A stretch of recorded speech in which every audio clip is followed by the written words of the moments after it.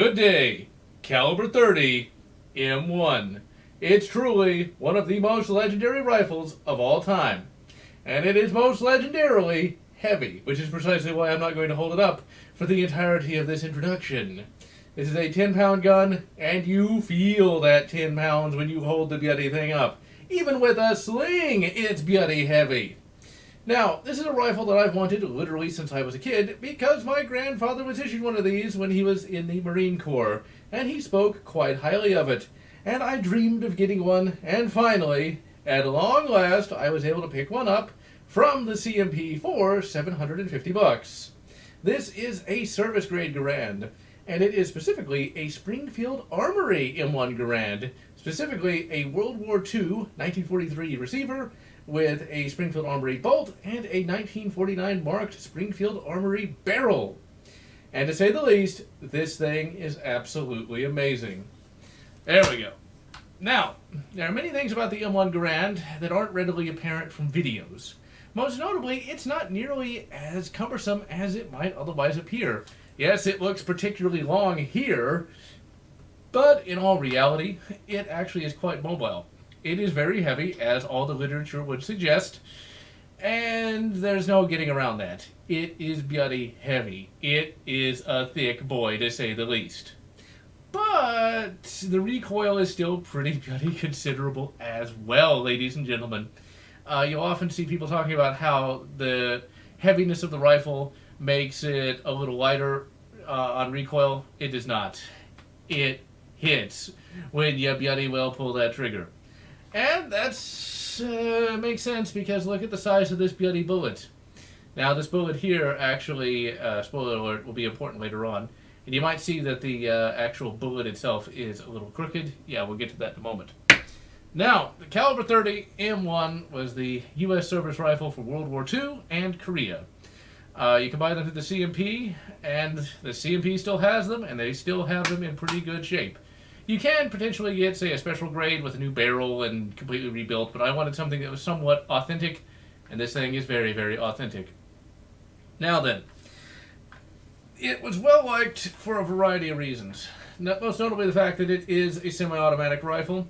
It's quick loading with the M-block clips, which we'll talk about in just a moment.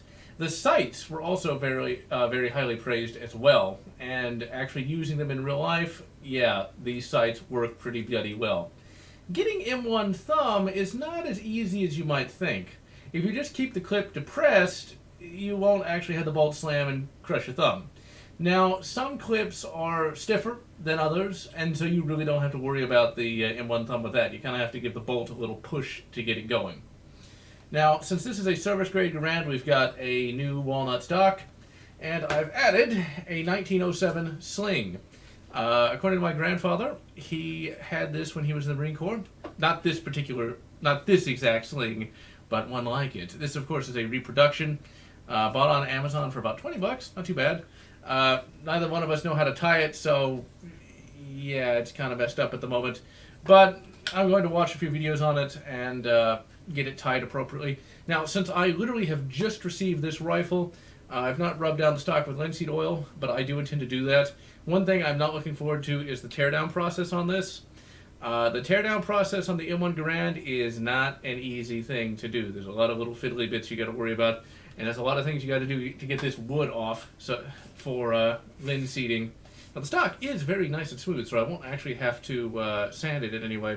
Now, one thing that has been complained about from modern shooters is the safety, about how it's in the trigger guard. The reality is, you're not going to be accidentally discharging this rifle by turning the safety on and off. And I quite like this safety. It's a very convenient place, and it is very easy to toggle on and off. It's very loud. Now then, let's take a look at the clips. The old pa-ching. Now, I recently read a book on the M1 Garand talking about how, even though it is pretty much a myth that the enemy could hear these, that troops back then apparently did feel that the enemy could hear that and then attack. I think there's a little bit of truth to that, but not for the reasons that you might think. When these things pop out, they are very loud to the shooter. So if you're in the middle of a firefight and you hear a pa-ching, and then 2 seconds later the enemy attacks, yeah, you could be like, they must have heard it, because I did. Loading the clips, I can tell you, is not an easy thing, even with YouTube tutorials. The best advice I can give is these clips require you to use your finger as a follower. Now, one other thing you need to keep in mind, and this clip actually hasn't been properly loaded, is all the bullet tips need to be pretty much equal with one another. You can't have any sticking out, otherwise it won't feed properly. Like with this, I'm going to have to completely take all the rounds out and fix it so they are all seated appropriately. That is one thing I did not know. These things are not that easy to load, but once you get practice, they're a little easier to load. Loading this into the rifle isn't that difficult, but it's not as easy as it looks on the various YouTube videos as well. And one thing that is never really mentioned in any of the literature or videos I've seen is when you're shooting, at least with a rifle in good repair that has really strong springs, when this pa-chings out, it can potentially hit somebody. Because at the range session you're about to see, it pa-chinged out and hit my grandfather in the head, and then when I was filming my grandfather shooting it, it pa-chinged out and hit me on the head. That hurt. So that's something to keep in mind. A lot of M1s I've seen on YouTube and things of that nature seem to have pretty weak springs that just kind of like pop out. This thing just launches them into the bloody stratosphere. Now, ammo, ladies and gentlemen, is quite easy to come by. The ammo I'm going to be shooting today is Rifle Line PPU. This is for M1 Garand rifle. So you don't really have to worry about overpressure or things of that nature. Just buy the ammo made for the M1. This is $12.95 a box, so 30-06 is not cheap. Now then, today we're going to be taking the caliber 30 M1 out to the rifle range. Now, I have never shot this rifle before. Well, when today started, I had never shot it before. As of this recording, I have. And I'm going to be shooting 4 clips, and then my grandfather is going to be shooting 2 clips, and then my mother is going to shoot 2 other clips. Spoiler alert, she doesn't actually shoot her 2 clips. Like I said, big boy. Now, having not ever shot this thing before, we're going to pretend like I haven't shot it right now. And I don't know how well I'll do, but let's take it out to the range and see what we can do with it.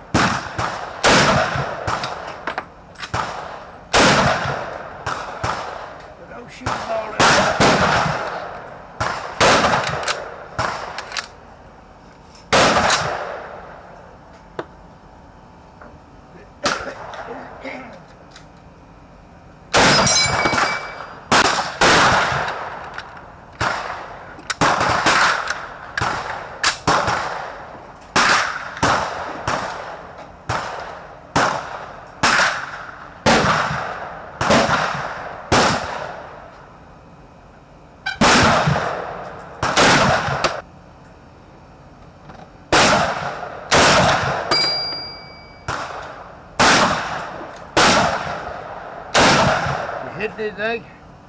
Oh, I'm not.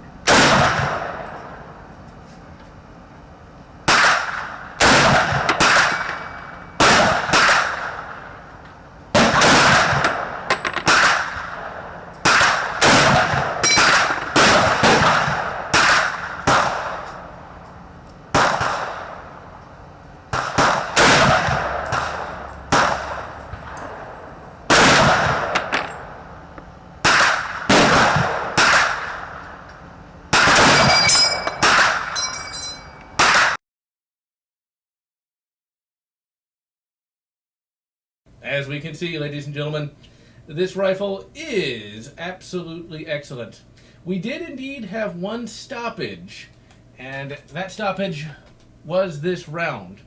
It could have been the clips, it could have been the round, could have been anything. We had no other stoppages after this one, so I'm tempted to place half the blame on the clips being really stiff and half the blame on a malformed round. Either way, that is one malfunction that one can get. This did not even feed like at all, so like the primer hasn't been hit or anything. As you can see from that target, this rifle is very easy to get into, to say the least. Not having ever shot it, I didn't know how well I would do at 100, but I did quite amazingly, I have to say, for having never shot the bloody thing before. And you have to remember that for me, I have really, really bad eyesight, and I have to use a pair of shooting glasses that have a little bit of tape over this lens so that I look through this eye through the sight. And even with those, I was still able to get that kind of grouping, and that makes me very happy indeed. Recoil was, of course, pretty bloody stiff, but you get used to it, mostly. It's not as bad as a 12 gauge, but it's still more than a 223. One thing that is rather interesting, though, is the front sight basically takes up most of the target. For me, I'm seeing a black circle, and that's about it. I was shooting a little high. I was kind of shooting all over the place for a little bit, but I finally got it dialed in. This is more than accurate for for what its intended purpose was.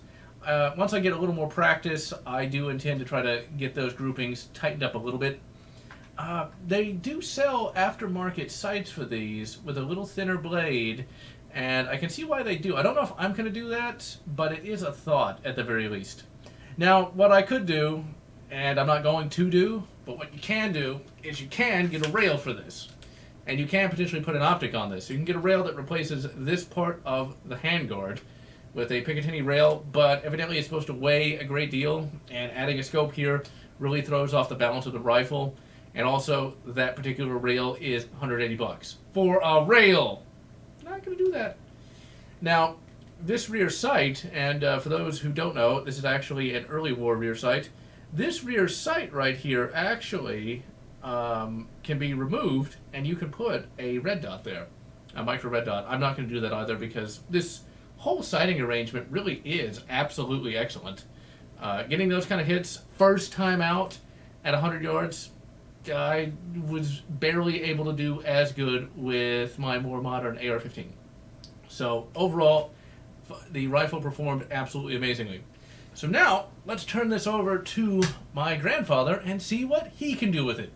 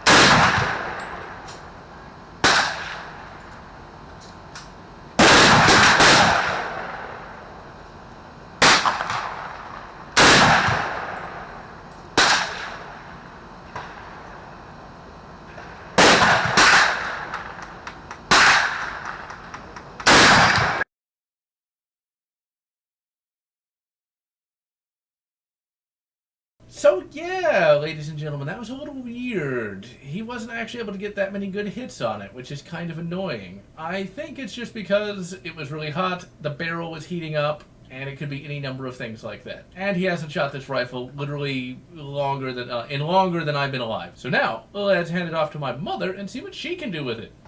Dang! That's like a bulldozer. I know. That looks like you know what you're doing. Ow! I don't know if how many bullets do I have? That hurts. Well. Here, you shoot the rest of No. it. It hurts. I know, it's good. No, that hurts. All right.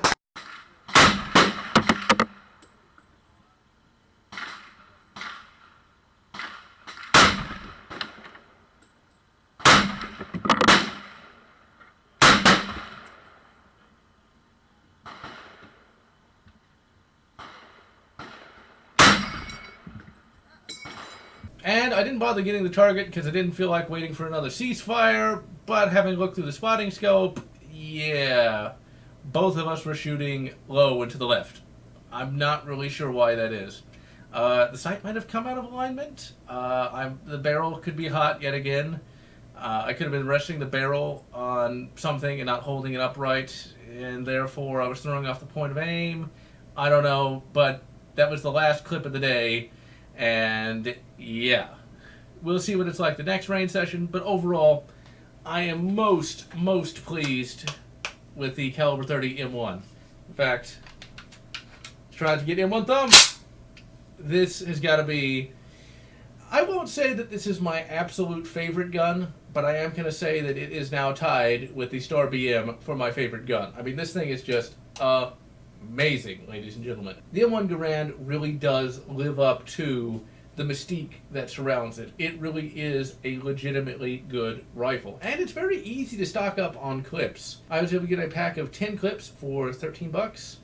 And that's one of the aspects of clip-fed rifles that are often forgotten about. Yeah, in a military context, clip-fed rifles do have a deficiency compared to mag-fed rifles. But for the civilian sector, clips are much easier to acquire and stock up on versus magazines. You've got 10 clips for 13 bucks. One AR mag is probably going to be that much. So, yeah. Overall, I am very pleased with the service grade M1 Garand. I am going to be shooting it a hell of a lot more. Massive amount of money for the ammo, notwithstanding. It's just a beautiful rifle. It is everything I had hoped for. And one aspect that I forgot to mention is the receiver is much more narrow than what video games make it out to be. In Medal of Honor Allied Assault, it looks bloody huge. It looks like it's a bloody 50 caliber. In real life, it's really quite narrow. It may not be anymore the greatest battle implement ever devised, but it's still one of the greatest battle implements ever devised 70 years later. And so, I am General Lotz, wishing you good M1 Garand, and good M1 Carbine, whatever makes you happy. If you enjoyed this video, please consider subscribing, and if you can, please consider supporting me on Patreon so that I can continue bringing you this awesome content.